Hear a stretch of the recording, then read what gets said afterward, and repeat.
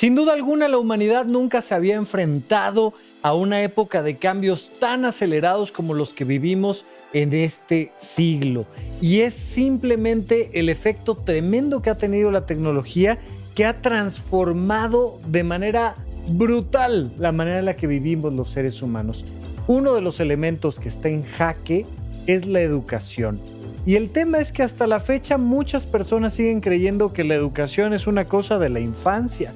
Es eso que vives en la primaria, en la secundaria, en la preparatoria. Es eso que vives en una etapa infantil de tu vida y que ya luego pues ya como que ya estás educado y ya aprendiste. Y vamos a ver lo lejos que estamos de eso y cómo incluso nuestra salud mental depende muchísimo del tema de la educación. Te voy a platicar algunas reflexiones que saqué de este tema leyendo el libro de 21 lecciones para el siglo XXI de Yuval Noah Harari. Interesantísimo, gran libro, pero vamos a centrarnos particularmente en qué significa la nueva educación. De esto vamos a hablar el día de hoy en este podcast que se llama Supracortical.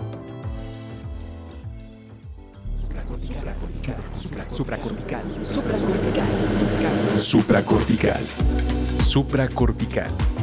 Tu mente, tu salud. Con el psiquiatra Rafa López. Síguelo en todas las redes como @RafaLópezDR. No olviden que Supracortical es parte de Sonoro y que puedes encontrar la página de Sonoro www.sonoromedia.com para escuchar todas las producciones que tiene Sonoro, y Supracortical es solo una de ellas.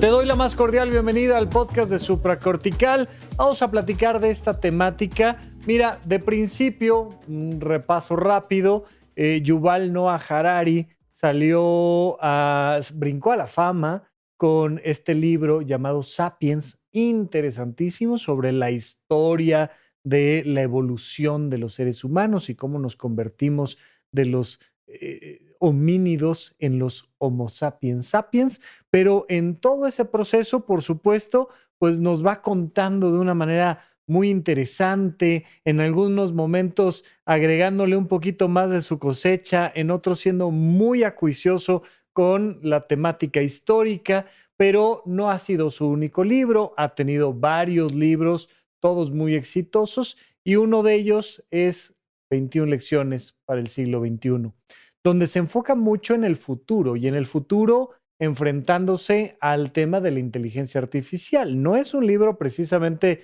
reciente, todavía no explotaba el tema de ChatGPT y la inteligencia artificial cuando ya Harari venía platicando de estas temáticas. Sin embargo, es muy interesante cómo no se queda solamente ahí, sino que toca temáticas que tienen que ver con la política y en mucho con nuestra mentalidad.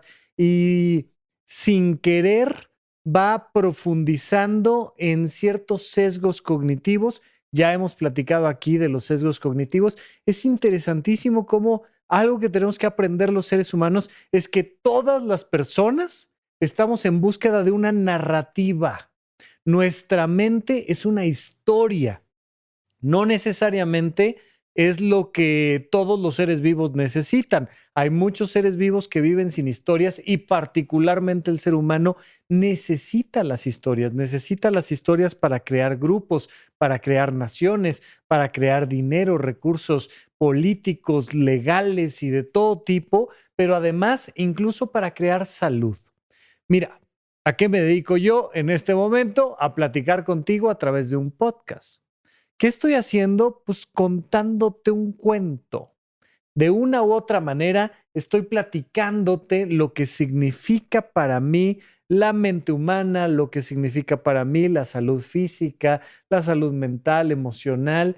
Y entonces te estoy contando un cuento. Arrancamos esta historia y te digo, te voy a platicar de la educación y vamos a pasar por ciertos puntos especiales y entonces vamos a comentar ciertas cosas. Y mi interés es que mi narrativa se comparta contigo, para que entonces tú puedas decir, ah, mira, tengo esta nueva narrativa y transformes tu manera de ver el mundo.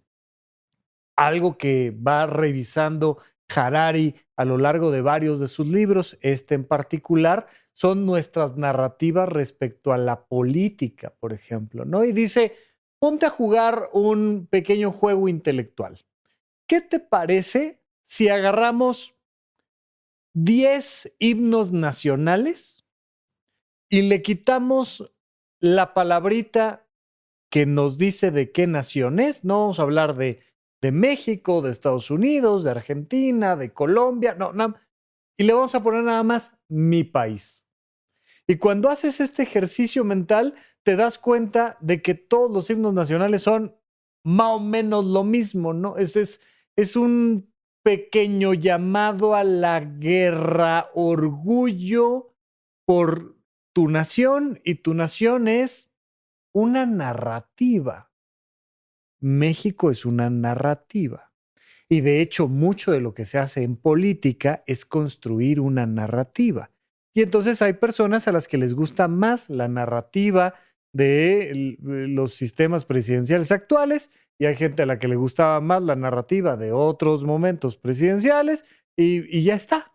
Y cuando encuentras esta dinámica, pues entonces lo que tienes que hacer es explotar esa narrativa, y eso se convierte en acciones humanas.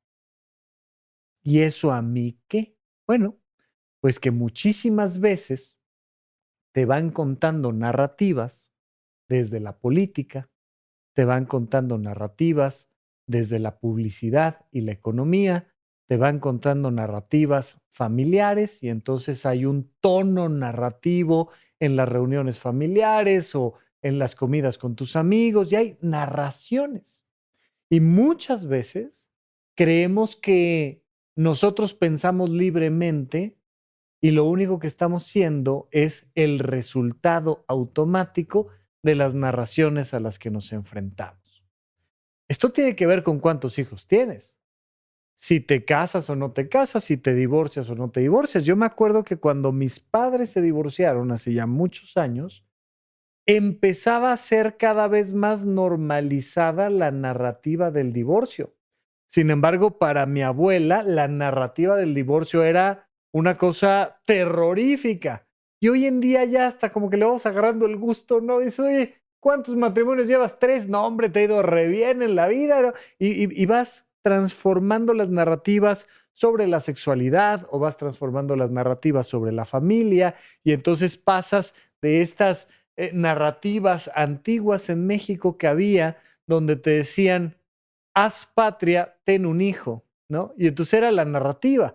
Y luego un momento en el que la narrativa cambió a, no, no, no, no, no, no, la familia pequeña vive mejor. Y entonces cambiamos de familias de 10, 12 personas, 9 personas, a familias de 3 personas, 4 personas, y hemos ido transformando la narrativa a familias de 1 hijo, 2 hijos, 3 hijos, ¿no? Y van transformándose las narrativas, y va transformando tu escala de valores, y va transformando tu approach, tu manera de enfrentarte emocionalmente a la realidad.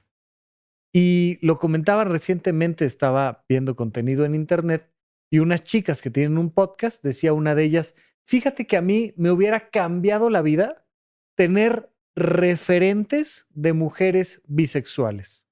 Y me hubiera ahorrado un montón de problemas si yo hubiera salido a la calle, si hubiera tenido conversaciones familiares, si hubiera temáticas políticas que me hablaran de la bisexualidad, y me hubiera resuelto un montón de conflictos. Pero como no hay esas narrativas, entonces nos metemos en líos que tienen que ver con cosas muy profundas en nuestro ser. Bueno, todo esto te lo platico porque tenemos que transformar la narrativa de lo que significa la educación. Todavía, sin darnos cuenta, seguimos creyendo que la educación es lo que vive uno, sobre todo en la primaria y la secundaria.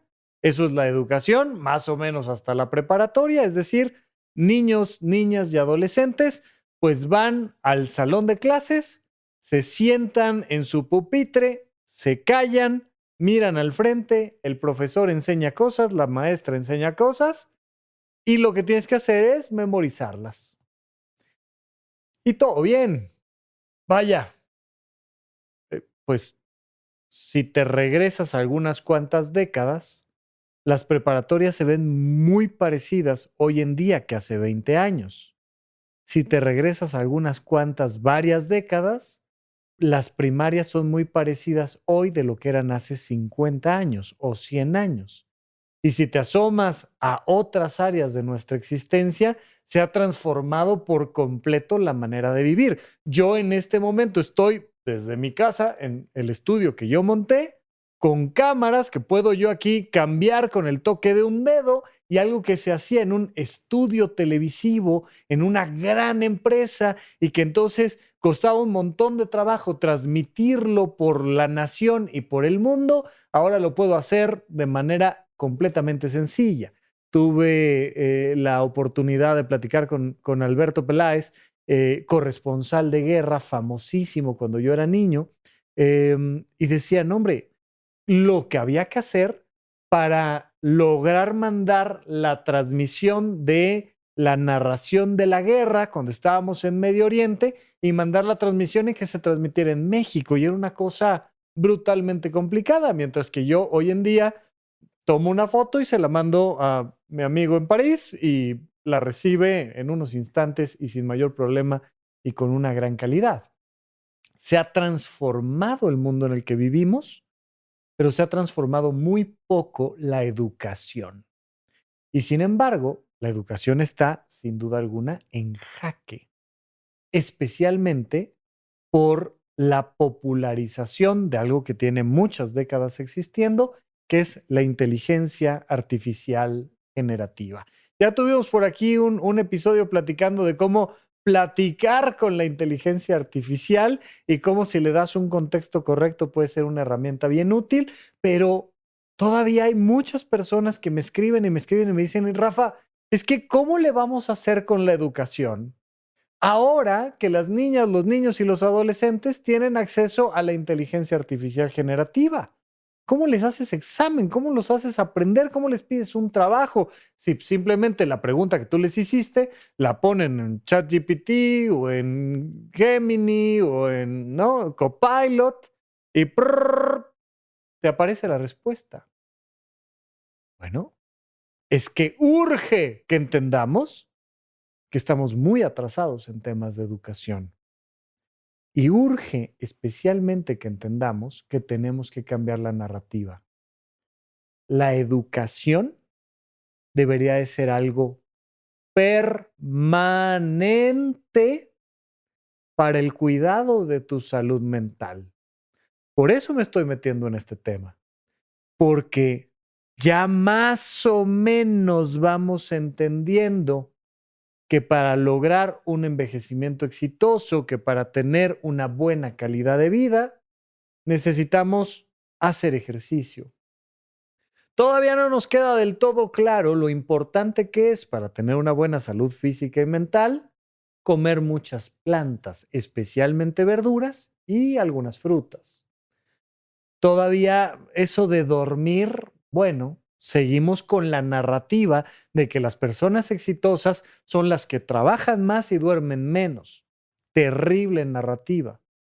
Pero necesitamos entender que el gimnasio de la educación no es solo mantener como tu cerebro trabajando. La educación está directamente relacionada con tu calidad de vida. Y vamos a tocar algunos puntos particulares que te tienes que estar educando todo el tiempo. Me da igual si te sabes las capitales o no. Me da igual si llevas años sin usar la raíz cuadrada o la sabes usar a lápiz o no sé. Pero ¿qué es la inteligencia? ¿Qué es la educación? ¿Y qué significa esa historia en medio de la época de la inteligencia artificial generativa? Vamos a platicarlo en un momento más. Estamos de regreso con la temática de la educación, una reflexión sacada del libro de Yuval Noah Harari de 21 lecciones para el siglo XXI, que te recomiendo un montón. De verdad creo que vale mucho la pena, es un texto súper interesante que hace reflexionar mucho sobre todo respecto a las narrativas que tenemos en torno a la política, en torno a la libertad, en torno a la conciencia, más allá de lo que habla de la inteligencia artificial, nos hace reflexionar muchas cosas muy interesantes de nuestro papel en la sociedad. Pero platicando específicamente de la educación, Yuval Noah Harari dice, nos tenemos que mover hacia una nueva educación, nos tenemos que mover hacia una nueva narrativa. Y por cierto, de paso te recomiendo ese libro lindísimo, padrísimo, que así se llama, Una educación de Westover, se llama esta autora. Se me fue ahorita su primer nombre, pero no me acuerdo si es Tere Westover, ¿no? Pero Una educación y que te plantea la historia, es una autobiografía, ella te cuenta su propia historia de cómo creció en una casa donde su padre era un mormón, pero fanático tremendo, además con ideas paranoides muy importantes, que pensaba que el mundo se iba a acabar en el año 2000. Que por cierto, mi maestro de circo y teatro, Bela Kinsky, siempre dice que por supuesto que el mundo se acabó en el año 2000, solo que el gobierno lo oculta, ¿no? Y se avienta el comentario en el chistorete para decirte, es que luego sacamos estas ideas paranoides rarísimas, pero bueno, Tara Westover. Tara Westover nos va contando un poco su historia y nos va contando de cómo transforma su vida a la hora que rompe la burbuja familiar, donde en casa siempre se le dijo que le iban a llenar la mente de tonterías y que la iban a convertir en un zombie del gobierno si entraba a la educación formal. Y entonces, de repente rompe esa burbuja, entra a la escuela y va pasando una serie de procesos bien interesantes hasta que de repente se da cuenta que es buena para estudiar y cómo le cambia por completo la visión del mundo el acercarse a las aulas, que es importantísimo. Mira, yo genuinamente creo que con todo y lo atrasadísima que está la educación en nuestro país y en el mundo, lo que entendemos por educación, lo atrasadísima que está esa narrativa, yo creo que es súper importante que trates de llegar lo más lejos posible en la escuela, en las instituciones educativas formales.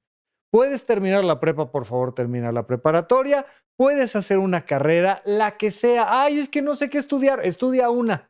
Y en 4 años, si no te gustó, estudias otra. Porque también tenemos esta idea de que como que es one shot, como que es un solo tiro. Y si te equivocaste de carrera, ya valió, porque a eso te tienes que dedicar toda tu vida. Hombre, estudiate otra carrera, no te pasa nada. Oye, ¿te diste cuenta a la mitad de que ya no venía el caso? Cámbiate de carrera, pero haz lo posible por graduarte de una licenciatura. ¿Ya te graduaste de una licenciatura? Haz una maestría, haz un doctorado. ¿Por qué no? ¿Qué te quita? Inténtalo. Y vas a ver cómo eso te va ampliando la visión del mundo. Te lo recomiendo un montón. Pero sin duda alguna, vivimos en un mundo donde además la educación la vamos adquiriendo ya no solo en las aulas, sino también la vamos adquiriendo en cosas como el Internet. Si sabes buscar adecuadamente, ahí está toda la información que necesitas. Toda la información está, vaya, en YouTube. Muchísimas veces les digo, oye, ¿y por dónde vas a empezar este asunto? Pues por YouTube. Métete a buscar ahí un tutorial de lo que sea, de carpintería, de astrofísica, de lo que tú me digas. Y entonces valorar también que no solo se aprende en las aulas, sino que además también se puede aprender fuera de las aulas, mucho en la virtualidad. Sin embargo, aquí quiero empezar a marcarte ya los 4 elementos que Harari marcan como la educación que tenemos que construir en el siglo XXI frente al gran reto que nos presenta la inteligencia artificial generativa. Solo haciendo una última acotación, en México, por mencionar un país, pero esto sucede en muchísimos países, hay personas, no pocas, que viven en las cavernas. Literalmente tenemos muchas personas que lamentablemente no tienen acceso, ya déjate tú de a celulares, al internet, a agua potable. Y entonces, Pues claro que en las megalópolis como la Ciudad de México nos enfrentamos a temas interesantísimos de retos políticos, sociales, económicos y de salud respecto al tema tecnológico al que nos enfrentamos. Pero hay tantas y tantas personas viviendo hoy en día en el medioevo, hoy en día en el Renacimiento, hoy en día en la época de las cavernas como cavernícolas y pues seguimos en un mundo profundamente dispar, profundamente inequitativo. Sin embargo, para nosotros que estamos en este mundo del Internet y de las grandes ciudades, Harari marca estos 4 puntos interesantísimos de lo que él considera que deben de ser los siguientes pasos respecto a la educación. Y el primero de ellos es súper interesante. Dice pensamiento crítico. Si algo tienes que aprender toda tu vida, y me refiero que a los 83 años de edad deberías de seguir fomentando, es el pensamiento crítico. Y precisamente por eso arranqué este episodio platicándote de las narrativas, porque los algoritmos van alimentándose de las cosas que vas viendo y de las cosas a las que les vas dando like y que vas compartiendo. Y entonces, pues se vuelve una caja de resonancia donde te avienta más y más y más y más de lo mismo. Cuando surgió la temática de que entra a la presidencia nuevamente Donald Trump y que le cambia, al menos en los registros oficiales de su país, el nombre al Golfo de México por el Golfo de América, pues llamó mucho la atención la noticia, veo la noticia y entonces pues el algoritmo dice, ¿te pareció interesante? Hombre, de Trump tengo un montón de cosas que enseñarte. Y Sasa empieza a aventarme simple y sencillamente para que yo genere participación en la narrativa de no es posible, es que Donald Trump es el peor hombre del planeta Tierra y tal. Y vaya, presidentes de países poderosos haciendo las cosas mal, ¿cuántos quieres? Las cosas que no nos enteramos de la política, bueno, las que me digas, pero la narrativa te la avienta el algoritmo. Bueno, si a mí me preguntas, lo más importante que hay que resaltar aquí es la importancia del pensamiento crítico. Claro, hay muchas cosas donde puedes estar de acuerdo con lo que se va presentando en las narrativas. Pero siempre, y cuando te digo siempre, me refiero a ahorita que me estás escuchando, es el mejor momento para que te cuestiones todas tus narrativas políticas. Eso no significa que estén mal, que tu manera de ver el mundo a nivel político esté mal, ¿no? Seguramente tienes muy buenos argumentos hoy en día para pensar como piensas de la política mexicana, de la política norteamericana, de la política colombiana, de la política francesa, de la política canadiense. Seguramente sí. Pero lo interesante es cómo nos arrastra la narrativa. Esto no solo sucede en política. Esto sucede en cosas muy individuales. Esto sucede, por supuesto, en tu manera de entender tu economía. Tus finanzas personales están siendo arrastradas por una narrativa. ¿Por qué gastas en lo que gastas? Es algo que te tendrás que preguntar cada mes. ¿Por qué gastas en lo que gastas? Es algo que te tienes que preguntar pues, al menos cada 6 meses. ¿Por qué te gustan las cosas que te gustan? ¿Por qué le vas al equipo de fútbol que le vas? ¿O por qué juegas los videojuegos que juegas? ¿O por qué comes como comes? Por supuesto que por qué votas como votas. Está muy bien. Pero ¿te has preguntado por qué tienes las opiniones políticas que tienes? La parte importante es que analices cuál es el nivel de tu pensamiento crítico. Hay un punto donde no puedes mantener el pensamiento crítico. Hay un punto donde si mantienes a tope el pensamiento crítico, ya no puedes vivir, porque los seres humanos funcionamos con narrativas. Y entonces nos subimos a las olas de las narrativas y si te sales por completo de una narrativa, pues es como el pez que se sale del río. O sea, es que es imposible. Yo tengo esta narrativa, ¿no? Por ejemplo, de que es bueno el Internet y la comunicación a través del Internet y de que los podcasts son algo que ayuda a que tengamos más comunicación entre los seres humanos. Pero es una narrativa. La podríamos cuestionar a tope y podríamos pensar en la contaminación que implica el uso del Internet, los objetos que tengo aquí para grabar y tantas cosas que podríamos cuestionarle al puro tema de hacer un podcast. Hay un punto donde pues, tienes que decir, pues mira, yo creo que esto sí, y yo creo que esto no, y yo creo que la Tierra es plana, no, yo creo que es redonda, oye, yo creo que hay muy buenos motivos por los cuales se debe de votar por esta mujer que aspira a la presidencia o este hombre que, no, adelante. Pero normalmente más bien pecamos de no analizar con pensamiento crítico nuestras vidas. No aplicamos el pensamiento crítico para nuestra pareja, no aplicamos el pensamiento crítico para la política, no aplicamos el pensamiento crítico para nuestra salud, no aplicamos pensamiento crítico.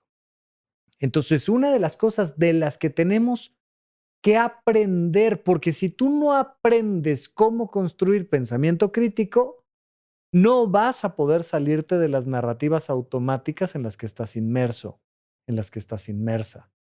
Y entonces te recomiendo libros, por ejemplo, como ¿Por qué creemos en mierdas?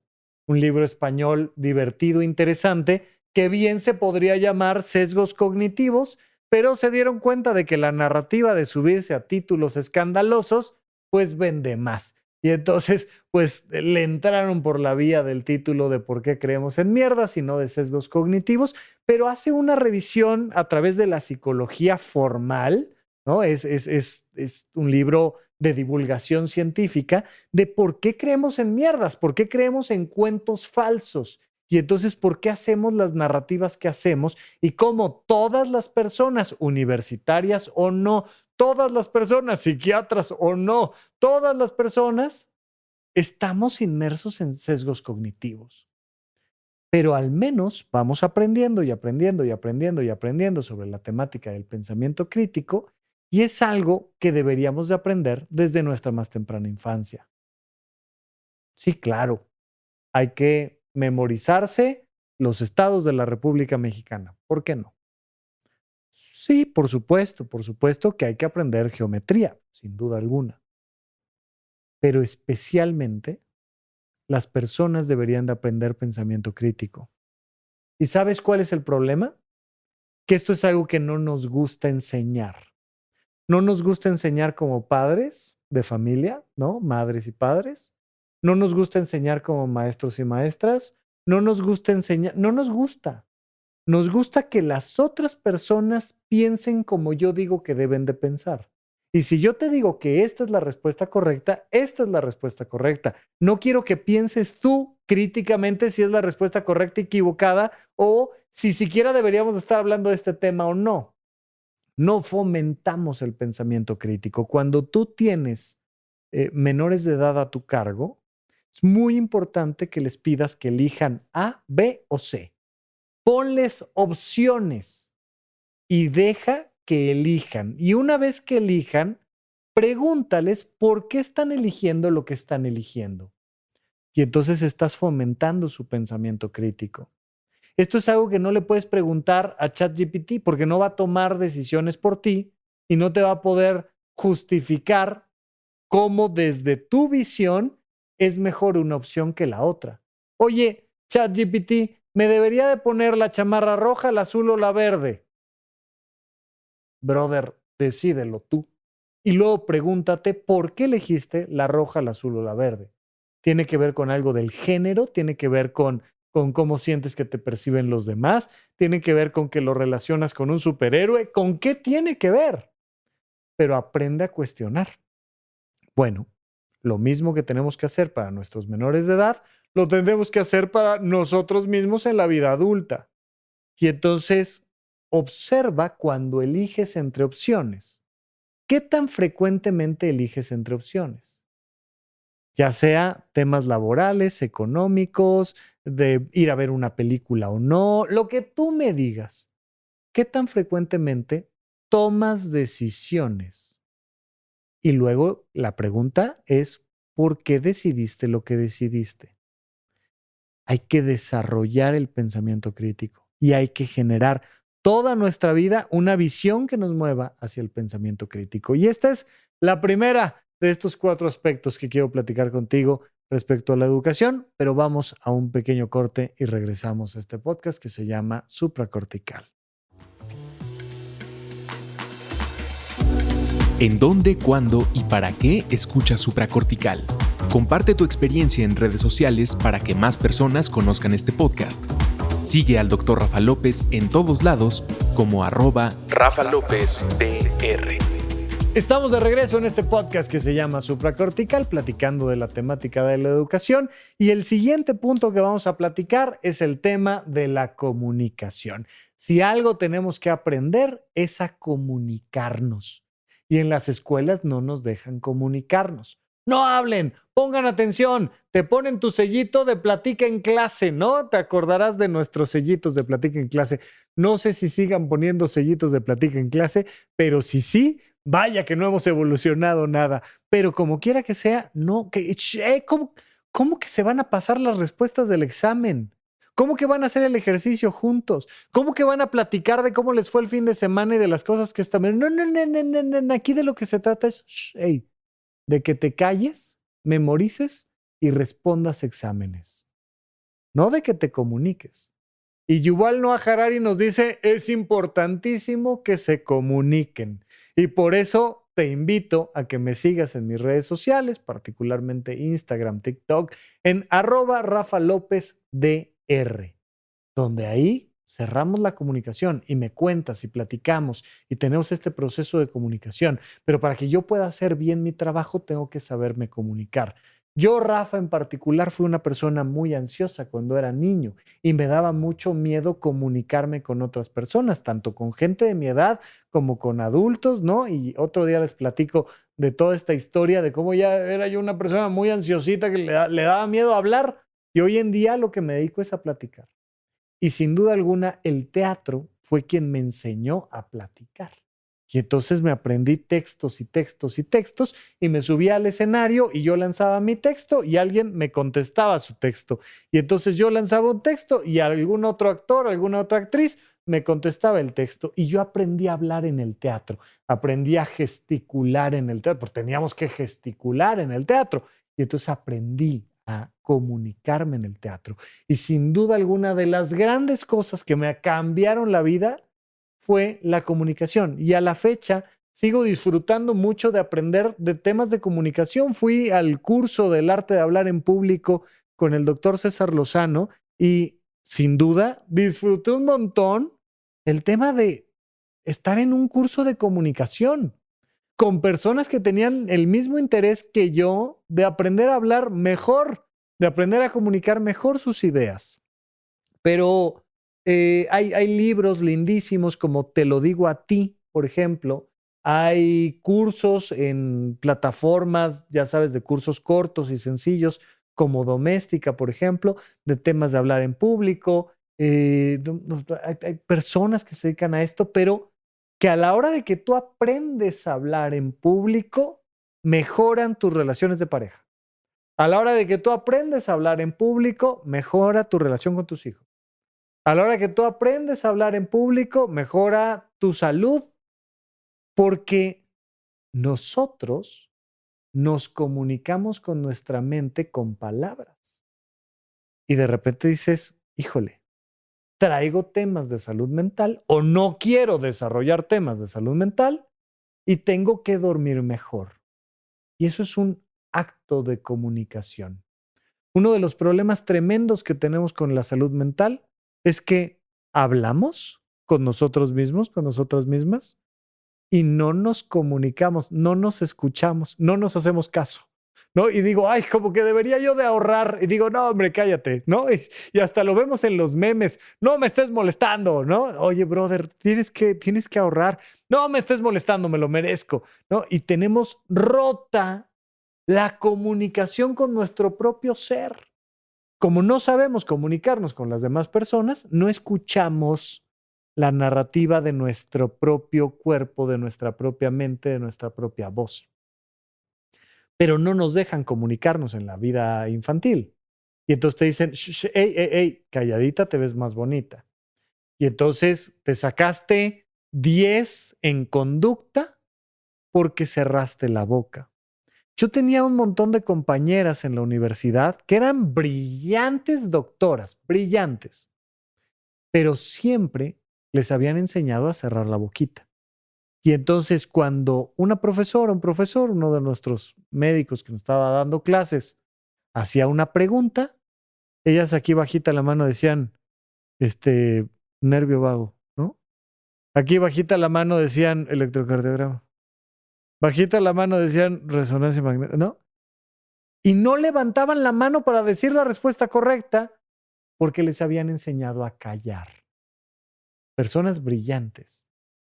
¿Qué pasa cuando una persona brillante sabe, ha aprendido porque esto se aprende? Yo lo aprendí en el teatro. Cuando una persona sabe levantar la mano y abrir la boca. Y como dijera mi madre, decir, esta boca es mía. La comunicación es importantísimo, es algo que tenemos que seguir aprendiendo toda nuestra vida. Sin duda alguna, uno de los grandes factores que nos lleva a la guerra, uno de los grandes factores que nos lleva a la descalificación, a la discriminación, a la violencia, es que no nos sabemos comunicar. Y basta echarle un ojito a las redes sociales para ver cómo simplemente lo que hacemos es violencia verbal, pero no comunicación. Entonces, pues agárrate cualquier día, métete a X y entonces ponte a ver cómo están los trancazos y te vas a dar cuenta de que la gente no se comunica, se violenta. Con más razón o con menos razón. Es que esta persona dice que su opinión política es tal y entonces le tundes con todo. Es que vinieron a decirnos que no les gusta la comida mexicana y entonces les tundes con todo. Y es que no, y les tundes con todo y nunca te comunicas. Pues como es arriba es abajo. Igualito te va a pasar en tu relación de pareja. Si no sabes comunicarte, ¿cómo resuelves un problema en pareja? Lo único que quieres es demostrar que tienes la razón. No se trata de demostrar que tienes la razón. Ya hemos platicado aquí de cómo pelearte adecuadamente en pareja, de cómo hacer una crítica constructiva, pero no sé si tienes 40 años y ya escuchaste el episodio, me da igual, sigue aprendiendo a comunicarte mejor. Yuval Noah Harari nos dice, sin duda alguna, algo que independientemente de que exista la inteligencia artificial o no, tenemos que aprender toda nuestra vida, especialmente hay que fomentarlo en nuestras infancias, es la comunicación, el pensamiento crítico y la comunicación. Ahora, ya que andamos en estas, creatividad. La creatividad. La creatividad que tiene que ver además con el juego. ¿Sabes cómo se desarrolla la creatividad? Jugando con otras personas. Te lo repito ya mismo. ¿Quieres ser una persona más creativa? Juega con otras personas, juega. Pero en la educación tradicional no nos dejan jugar. Tú debes de memorizarte las cosas y decir la respuesta correcta o ponerla en el examen. Mientras que la creatividad viene del juego. Oye, ¿y si le hacemos así, no? Y nos ponemos creativos y rompemos la ventana y entonces nos castigan por ponernos creativos, pero no nos fomentan una creatividad sana. Y entonces, pues ya sabes, ¿no? Te toca la clásica discusión de pareja de, pues, ¿a dónde vamos a comer? Pues, pues a donde quieras. No, pues tú dime. No, lo que quieras. No, pues a los tacos. No, tacos no quiero. No, que lo que yo quiera, sí, lo que quieras, pero tacos no. Pues entonces, sushi, no, no. Y nos enfrascamos en unas discusiones absurdas porque no estamos acostumbrados a desarrollar nuestra creatividad. No estamos acostumbrados a comunicarnos y menos a comunicarnos con creatividad. ¿Cuántos años tienes? ¿Qué estás haciendo a esta edad para desarrollar tu creatividad? Claro, hay carreras naturalmente más creativas que otras, ¿no? Las carreras que tienen que ver con las artes normalmente son mucho más creativas que otro tipo de carreras, pero me da igual, independientemente de a qué te dedicas. ¿Qué estás haciendo hoy en día para aprender a desarrollar tu creatividad?